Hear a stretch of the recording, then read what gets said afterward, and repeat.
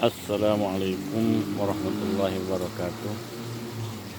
Alhamdulillah wassalatu wassalamu ala rasulillah amma ba'd. Para pirsawan di rumah, kaum muslimin yang berbahagia, insya Allah dalam beberapa menit ke depan kita akan berbicara tentang antisipasi pencegahan COVID-19 gelombang ketiga untuk pemulihan ekonomi bangsa. Pertama, dari sudut pandangan agama,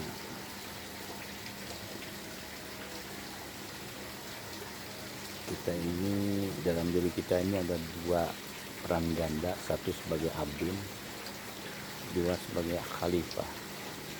Sebagai Abdullah untuk vertikal,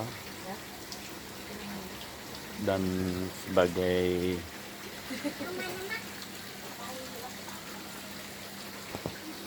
khalifah, hubungan antar sesama. Hai.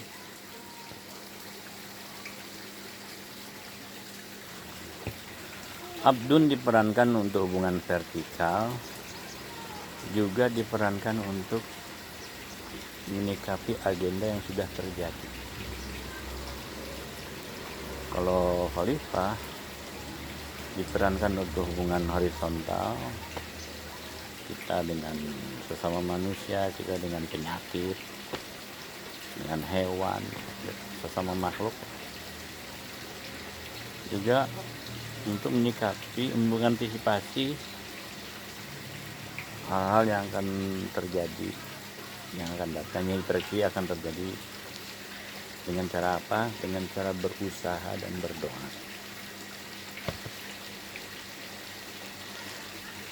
Jadi Allah Subhanahu wa Ta'ala, jadi di hadapan Allah Subhanahu wa Ta'ala kita sebagai Abdullah, mari kita uraikan sejenak. Allah pencipta manusia, semua makhluk diciptakan, dan dalam penciptaannya Allah tunggal, nggak dibantu oleh siapapun, oleh makhluknya nggak bantu.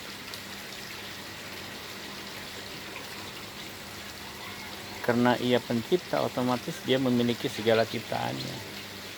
Makanya dalam Quran, lillahi ma fis samawati wa ma fil ardi, punyaan Allah semua yang langit dan bumi, karena dia yang menciptakan, otomatis milik dia. Kepemilikan Allah terhadap ciptaannya berapa persen? Ya 100%, karena dia pencipta tunggal, nggak dibantu, dan dia pemilik tunggal. Lah kita ini makhluk yang diciptakan. Kita ikut memiliki alam nggak? Enggak, kita 0%. Semuanya milik Allah. Jadi jangankan harta atau rumah atau apa, nyawa pun milik Allah. Makanya kalau ada yang meninggal, innalillahi wa inna ilaihi raji'un. Karena Allah pencipta tunggal, manusia diciptakan, pemilik 100%, manusia sahamnya cuma 0%, otomatis yang mempunyai hak mengatur adalah pemilik yang terbanyak, dalam hal ini Allah 100%. Ya kalau di perusahaan aja, di sebuah PT, ada orang yang sahamnya 90%, yang satu lagi 10%. Yang berhak jadi direktur utama yang mengatur siapa? Ya pemilik saham terbesar. Sekarang di alam ini saham 100% punya Allah, makanya Allah lah satu-satunya yang berhak mengatur alam ini. Nah, makanya Allah dalam Qurannya, ma asaba min musibatin fil ardi wala fi anfusihim illa fi kitabim min qabli an nabra'aha. Jadi segala sesuatunya sudah ada perencanaan, dan itu suka-suka Allah. Dan Allah sudah hari ini sudah ngasih garis besar batasan wilayah Tuhan dengan wilayah manusia, yaitu apa? Allah berfirman, la yus'alu amma yaf'alu wa hum yus'alun. Kalian manusia nggak boleh bertanya, nggak punya hak, 0% nggak punya hak bertanya kenapa kepada Allah. Ya Allah, kenapa matahari kok bulat? Ya Allah, kenapa aku jadi laki-laki pada perempuan? Ya Allah, kenapa ada gempa bumi? Kenapa? Itu mah Tuhan. Dia pencipta, pemilik 100%, otomatis mengatur. Lah kita yang 0%, kalau kita protes sama Tuhan, paling jawaban Tuhan apa? Diem 0%, kamu nggak punya saham dikit aja. Makanya kita sebagai Abdullah, konsekuensi 0% adalah menerima apapun keputusannya. Nah, termasuk dalam hal ini fenomena alam, itu sudah kehendak Allah. Ya kita sebagai makhluk ciptaannya yang 0%, yang tidak memiliki hak protes, hak atau bersuara, hak menggugat, ya kita terima. Makanya Tuhan sampai bilang, man lam yarda bima qadaitu falyattakhid robban siwaya. Siapa yang tidak ridho dengan ketentuan takdirku, carilah Tuhan selainku. Ya mana ada al-haq selain Allah, al-ma'bud bil haq, hanya Allah subhanahu wa ta'ala. Itu bahasa marah itu. Jadi kaitannya dengan Abdullah dan Khalifah tadi, sebagai abdun diciptakan, dimiliki 0% dan diatur, kita harus menerima apapun yang sudah terjadi. Kalau belum terjadi, Allah subhanahu wa ta'ala memerintahkan kita untuk memainkan peran khalifah yang ada di muka bumi. Dalam diri kita ini ja'ilun fil ardi khalifah. Kita ini khalifah yang diperintahkan oleh Allah untuk memakmurkan bumi, ikut terlibat dalam memakmurkan bumi untuk yang future, yang akan datang, yang belum terjadi. Kalau udah terjadi masih udah jadi bubur, terimakan. Tapi kalau belum terjadi, berusaha dan berdoa. Nah, sekarang apa artinya berusaha dan berdoa? Diri kita ini kan ada 4 komponen. Allah menciptakan diri kita itu kan ada 4 komponen. Ada fisik, ada akal, ada hati, ada roh. Yang nampak cuman fisiknya aja, yang bersifat material gitu ya, fisik. Adapun akal, pikiran, hati, dan roh itu nggak kelihatan. Makanya dalam Al-Quran awal Baqarah, alladzina yu'minuna bil ghaib. Jadi memang itu bagian dari yang gaib, kan? Pikiran, hati, dan roh. 4 komponen tadi itu butuh rezeki masing-masing. Badan kita rezekinya makanan, minuman. Akal kita rezekinya ilmu pengetahuan, ilmu agama. Hati kita rezekinya ini banyak. Ada hidayah, keimanan, ada karakter, soleh, jujur, budi pekerti. Di hati kita ada rasa, sedih, bahagia, syukur, iri, hasud, dengki, dendam. Sifat-sifat hati kita. Di hati kita ada niat pergi kemana aja, kita mau aktivitas apa aja mesti dari niat dulu, dari hati dulu. Di hati kita juga ada komando, dia yang menggerakkan semua anggota badan berdasarkan pertimbangan akalnya. Yang mengikat akal itu namanya akal itu tali yang pengikat, itu artinya. Jadi kalau roh itu rezekinya pahala, ampunan, dan derajat. Kalau hati kita itu ya beriman kepada Allah dan bersih dari sifat iri, hasad, dan kemudian niat melakukan sholat umpamanya, bukan karena ingin dipuji, bukan karena ingin kelihatan manusia, tapi lillahi ta'ala. Kemudian dia mengomando semua anggota tubuhnya untuk melakukan sholat, pergi wudhu, pergi ya menghadap kiblat ya, pakai baju yang bagus ya, Allahu Akbar. Itu disebut ibadah yang memberikan kontribusi pahala kepada roh. Tapi kalau hatinya ingin berbuat dosa dan memerintahkan kepada anggota badannya untuk berbuat dosa, dia akan memberikan kontribusi dosa kepada roh. Yang pada akhirnya ketika seseorang meninggal dunia, badan beserta rizkinya, rumah, apa-apalah, jabatan, semuanya ditinggal mati. Yang dibawa oleh roh apa? Pahala, ampunan derajat, berikut komponen hati beserta keimanannya, berikut juga komponen akal, berikut ilmu pengetahuannya dibawa, ilmunya dibawa.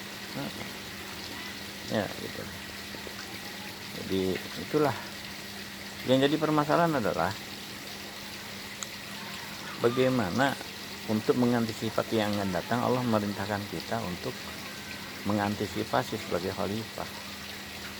Nah sekarang dalam diri kita ada 4 tadi. Mari kita antisipasi dengan 4 komponen ini. Pertama, dalam diri kita ada badan. Iya. Badan kita harus diberi gizi yang bagus, imun yang bagus, kesehatan yang bagus, ya, makan asupan gizi yang bagus sehingga badannya kuat, tidak mudah kena penyakit. Akal kita harus dibekali dengan wawasan-wawasan, dengan keilmuan bagaimana kita mengantisipasi penyakit COVID ini. Silahkan umpamanya dengan yang M3 itu gitu ya, umpamanya mencuci tangan gitu ya, mengambil jarak gitu ya, kemudian ya itulah tidak terlalu mobilisasi gitu ya, gitu. Kemudian silahkan, itulah logika. Tapi hati jangan lupa, masing-masing badan, akal, hati ini ada wilayahnya dan ada kekuatannya. Badan kita ketika umpamanya mengantisipasi, silahkan makanan yang bagus lagi, jaga kesehatan, dan itu bagian dari perintah Allah untuk jaga kesehatan, dan itu masuk dalam kategori ibadah karena melaksanakan perintah Allah. Ketika badan sakit, bapaknya naudzubillah, minta tolong akal kan. Akal ini wilayahnya berbeda dengan hati.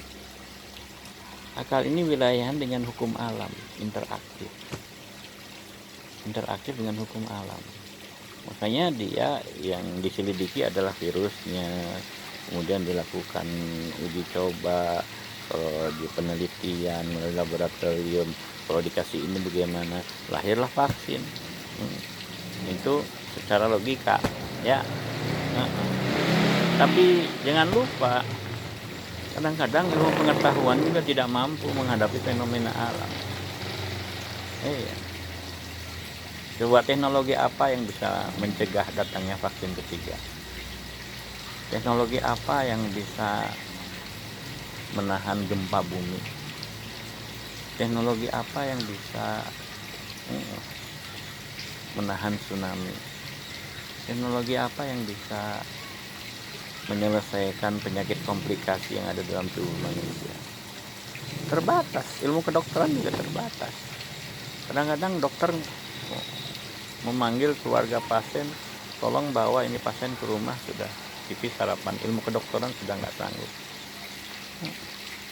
Tapi jangan lupa, di mana badan nggak sanggup minta tolong akal nggak sanggup minta tolong hati. Hati ini wilayah interaksinya berbeda dengan akal. Kalau akal tadi pencegahan dengan M3 atau M4, pencegahan dengan vaksin, dengan apalah gitu.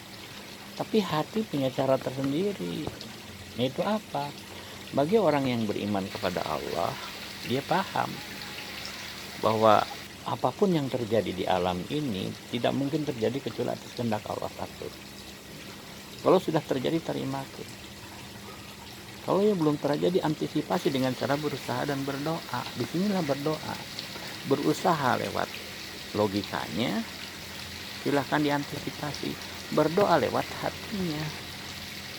Kenapa diperlukan berdoa? Karena bagi keyakinan Muslim, semua makhluk itu diatur oleh Allah, dikendalikan oleh Allah, termasuk penyakit virus. Jadi ketika akal kita nggak mampu menghadapi penyakit, akal minta tolong kepada hati. Hati, tolong dong kamu komunikasi dengan Allah agar Allah menghalau ini penyakit. Seperti tatkala Nabi Ibrahim dilempar ke api, itu menurut logika hukum alam, jangankan badan manusia, besi aja bisa leleh dibakar api. Lihat di Pandai itu, bisa cair besi ada yang gitu keras. Apalagi badan manusia, dia pasti akan hangus dan menjadi abu. Itu logika hukum alam, karena karakter api ciptaan Allah itu seperti itu. Tapi jangan lupa bahwa semua ciptaan Allah itu tunduk kepada penciptanya. Satu-satunya yang mampu merubah hukum alam kan cuma pencipta. Walan tajid dari sunnatillahi tabdila, itu bagi kita, bagi Allah Subhanahu wa taala, apapun yang terjadi itu atas kehendaknya. Nah, kita ketika akal tidak mampu berhadapan dengan virus, hati yang berkomunikasi dengan pencipta virus. Disinilah perannya, peran keimanan kepada Allah Subhanahu, peran doa, peran ya. Bagi orang yang mengerti bagaimana komunikasi dengan Allah, dia akan menggunakan jalur ini bersamaan dengan antisipasi logikanya, berbarengan. Contohnya Nabi Ibrahim tadi, menurut logika, jangankan badan manusia, besi aja bisa leleh. Tapi apa kata Nabi Ibrahim? Ya Allah, api kan bagian dari makhluk ciptaanmu, dan engkau yang dengan izinmu menjadikan api panas atau dingin. Maka ketika aku dilempar ke api, aku mohon diselamatkan. Dan satu-satunya yang mampu merubah hukum alam cuma penciptanya. Dan akhirnya Allah katakan apa? Ya narukuni bardan wa salaman ala Ibrahim. Hai api dinginlah. Itulah pentingnya doa. Karena doa tidak berkomunikasi dengan penyakit, tapi berkomunikasi dengan pencipta penyakit. Sementara logika kita itu berinteraksi dengan penyakitnya. Nah, gitu. Dan di situ ada aturan main. Ketika manusia memohon kepada Allah, apa aturan mainnya? Bila Allah dinomorsatukan di hati manusia, maka permintaan manusia pun dinomorsatukan oleh Allah. Tapi bila Allah dinomor 2 akan dinomor 3 akan setelah itu dan ini, permintaan manusia juga dinomor 10 kan, itu aturan main. Nah, sekarang permasalahannya, saat kita berdoa dan kita sadar bahwa Allah masih belum nomor 1 di hati kita, masih banyak kepentingan itu dan ini, kadang-kadang haram disikat aja. Dalam kondisi ini kita perlu minta tolong kepada orang-orang yang di hatinya Allah sudah nomor 1. Maka dari itu, orang-orang yang menurut kita dia orang soleh, dia orang yang bersih, ya, yang suka munajat kepada Allah, kumpulkan istighosah. Dan perlunya istighosah ini, itu ada aturan main bahwa setiap manusia ini punya saat ijabah. Umpamanya saya, saat ijabahnya hari Senin, ada orang hari Selasa, ada yang hari Rabu. Seminggu kan cuma 7. Hari Senin pun ada yang jam 1, ada yang jam 2, ada yang 3. Satu hari kan cuma 24 jam. Jadi kalau seandainya istighosah melibatkan 1000 orang, kapanpun, hari apapun, jam berapa, mesti ada yang punya saat ijabah. Dan bila ikut amin, langsung diijabah oleh Allah. Itulah aturan mainnya. Dan Allah banyak aturan main bagaimana cara-cara berdoa. Wa ma kana Allahu li'adzibahum wa anta fihim wa ma kana Allahu mu'adzibahum wa hum yastaghfirun. Allah tidak akan mengadab sebuah kaum selagi Kanjeng Rasul ada di situ, selagi beliau hidup. Tapi setelah beliau meninggal, ya salawatnya. Karena ketika kita bersalawat kepada Rasulullah, ya, Rasulullah menjawab. Dan jawaban Rasulullah salawat itu jadi doa. Dan Allah sudah janji, pasti mengijabah apa yang didoakan oleh Rasulullah SAW. Wala sawfa yu'tika rabbuka fatarda. Semacam itu. Jadi penangkal musibah itu satu, selagi Rasulullah hidup keberadaannya, selagi Rasulullah sudah wafat ya salawatnya. Kedua, wa ma kana Allah mu'adzibahum wa hum yastaghfirun. Dan Allah tidak akan mengadab sebuah kaum selagi mereka mau minta ampun. Jadi kata kuncinya adalah istighfar. Istighfar itu bukan hanya astagfirullah aja. Subhanallah diampuni, ya, baca sholawat 10 dosa diampuni, ya semuanya. Zikir-zikir itu, baca Quran diampuni, ya. Makanya tidak mustahil bagi orang yang mengerti baca Quran itu bisa menjadi penangkal. Apalagi dibacakan oleh para hafid yang jumlahnya berapa orang, para hafid yang masih muda-muda, yang masih bersih, mereka baca Quran berjamaah, insya Allah. Jadi itulah, jadi kita mengantisipasinya secara logika. Silahkan ambillah M3, T4, atau M5, tapi jangan lupa bahwa apa yang terjadi semuanya adalah kendali luar Allah. Dan bagi orang yang beriman, di samping dia dengan logikanya dia menghadapi fenomena alam, tapi hatinya dia bergantung pada Allah. Makanya di dalam tasawuf yang namanya tawakal itu adalah al-akhdhu bil asbab. Secara logika kita menelusuri sebab. Sok jaga jarak, sok kurangi mobilitas, sok cuci tangan, sok pakai masker. Iya, itu apa, antisipasi pakai logika. Tapi jangan lupa antisipasi pakai hati. Karena bagaimanapun juga datang dan perginya penyakit itu semuanya berdasarkan perintah dan kehendak Allah yang mengatur alam ini. Allah pencipta, Allah pemilik 100%, dan Allah pengatur. Adapun kita diciptakan, manusia diciptakan, manusia diatur, manusia dimiliki oleh Allah 0%.